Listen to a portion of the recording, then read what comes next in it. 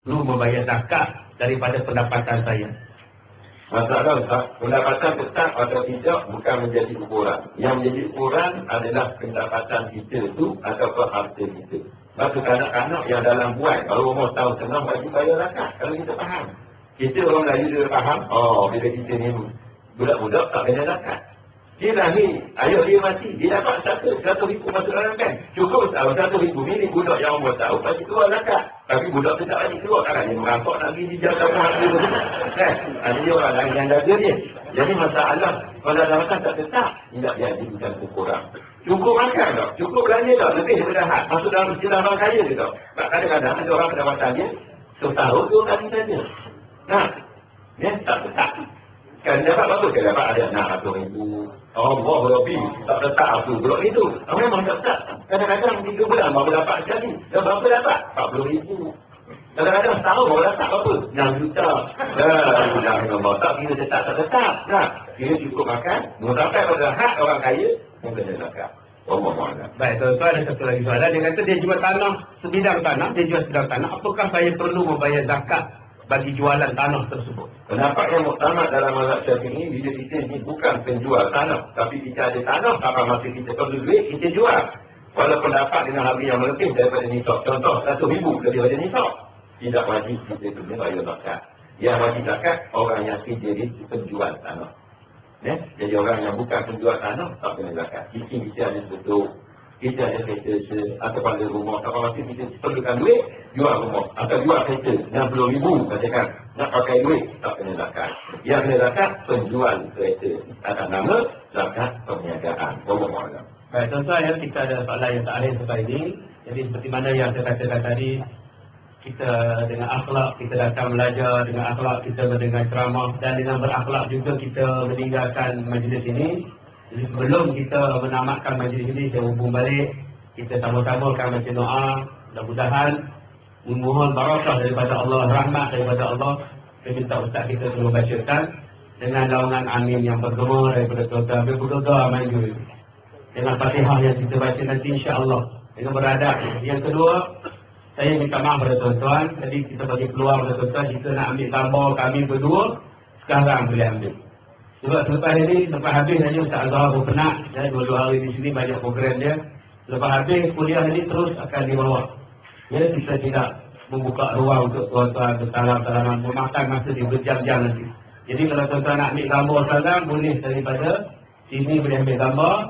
Ya, jadi yang mana di atas pentas ni boleh ambil gambar di sini, yang di bawah boleh ambil gambar daripada bawah. InsyaAllah kita bagi peluang pada ustaz kita untuk berehat sikit. Soalan untuk dia yang terakhir, ada 2 soalan yang terakhir sebelum kita mulakan dengan bacaan doa dan selawat. Apakah bolehkah seorang perempuan meminang seorang lelaki, dan bagaimanakah prosedur kalau boleh? Tidak ada sebarang ketetapan dalam agama, maknanya orang perempuan tak boleh meminang, lelaki yang boleh meminang. Cuma dari segi adab saja. Ya, yang berlaku Rasulullah SAW dipinang sebenarnya hakikatnya oleh keluarga Sayyidina Abu Bakar untuk Aisyah. Itu juga dengan keluarga apa benda ni, Siti Khadijah, ya, Ali Ja'far radhiyallahu anhu. Jadi kita, sekali kita nak meminang lelaki, boleh. Peminangan maknanya usaha peminangan itu dari pihak perempuan. Kita tengok seorang lelaki ni dia baik, beragama, orang semayang, orang pergi belajar agama, walaupun kerja makan gaji di pejabat, tapi dia orang baik. Tapi dia contoh yang baik untuk kita. Nah, maka kita boleh pinang. Pinang lagu mana? Menyatakan hasrat. Bila kita menyatakan hasrat, dia suka, maka kita gerakkan supaya pihak keluarga lelaki yang memudahkan. Padahal meminang daripada pihak perempuan. Dan pepatah Melayu kata, pergi tak dicari timba, tu pepatah tak ada masalah. Kita boleh rombat, tutup ni balik. Pergi tak ada salah mencari timba. Itu hak itu. Nampak kan?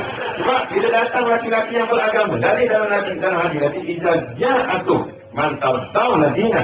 Bila datang seorang laki-laki kepada kamu, yang kamu tengok bagus agamanya, fazawwiju, maka para wali, tolong kahwinkan anak perempuan kamu. Jangan beri selepas peluang ini kepada laki-laki seperti ini. Nampak? Tengok comel, comel budak ni. Aku tengok, aku ni kuliah, dia ada sokong. Bagi kahwin dengan anak aku lah. Tanya laki-laki, budak, tengok awak ni baik, segi semayang ni kuliah, orang awak baik, cakap awak baik, saya nak awak jadi suami kepada isteri saja. Suka tak? Tu anak saya. Tapi begitu dah. Yang jadi payah sangat, adat tu. Itu yang jadi payah. Nampak? Nak payah nak kahwin gini. Lagi payah pula masuk dengan mok pula. Tak, mok yang banyak jadi nikah. Ayah kenal dah, mok tak bagi. Mok tu bukan wali, tapi yang terbalik orang lain. Mok ni lebih pada bapak wali dah pula. Nah, mok ni pun nanti hak dia bila ada orang minang, pergi duduk dapur buat minggu orang buat kuitiau. Tak, dia naik atas pula. Ayah ni kata tak apalah, tok kita ada kereta boleh kata. Abang jangan cakap banyak.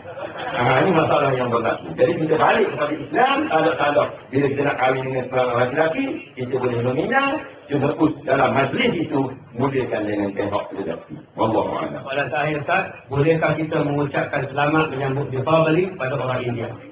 Adakah dengan ini boleh memesongkan akidah dengan ucapan ini? Baik. Dalam satu hadis seorang laki-laki beritahu, ya Rasulullah, kami ini telah diberi salam oleh orang Yahudi. Maka bolehkah kami jawab? Nabi kata boleh jawab dengan Alaikum sahaja. Oleh kerana itu, jumhur ulama mengatakan jangan berkata dengan selamat untuk lain daripada orang Islam. Ini jumhur ulama yang selalu saya jawab. Walaupun ada khilaf ni, tapi ini yang paling kuat. Walaupun ada ahli Abu Hurairah mengatakan boleh, tapi hanya Rasulullah sendiri boleh mengatakan tak boleh. Maka kalau orang nak kata Deepavali, jangan kata selamat, kata benda lain. Nampak? Happy Deepavali. Teruskan berhari raya. Tariah dengan Deepavali. Ini yang lebih baik supaya kita keluar daripada khilaf.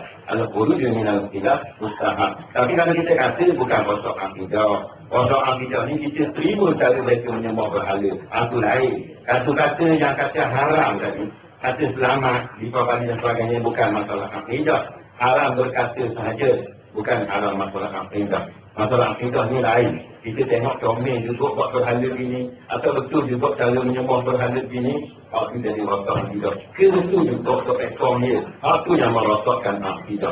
Wallahu a'lam. Baik tuan-tuan, berakhir sudah sesi ceramah pertama kami berdua dan kita tutup dengan bacaan doa.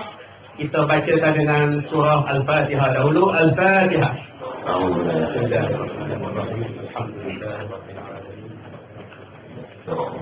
إياك نعبد وإياك نستعين اهدنا الصراط المستقيم صراط الذين أنعمت عليهم غير المغضوب عليهم ولا الضالين. Sebelum kita baca doa, selepas ini kami akan berdiri dua orang. Jadi nak ambil gambar pun boleh. Jadi tak payah rebut-rebut atau jatuh atau apa. Silakan. Bismillahirrahmanirrahim. Alhamdulillahi rabbil alamin wassalatu wassalamu ala sayyidil mursalin sayyidina Muhammad wa ala alihi wa sahbihi ajma'in. Allahumma ja'al jam'ana hadha jam'an marhuma wa ja'al khalqana min ba'dika khalqan ma'suma. Allahumma la taj'al fina wa la ma'ana shaqiyyan wa la mahruma. Allahumma ja'alna fi hadhihi laylatin mubarakah wa nashkur 'ala al-maqdumin wa la na'khir al-maqdumin. Rabbana hab lana min azwajina wa dhurriyyatina qurrata a'yun waj'alna المتقين إماما. اللهم أعز الإسلام والمسلمين ولا تنصر المشركين وكل أعداءك أعداء الدين. اللهم انصر الإسلام والمسلمين والمجاهدين في كل مكان.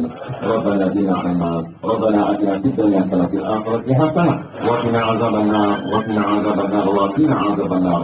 وصلى الله على سيدنا محمد وعلى آله وصحبه وسلم والحمد لله رب العالمين. السلام عليكم ورحمة الله.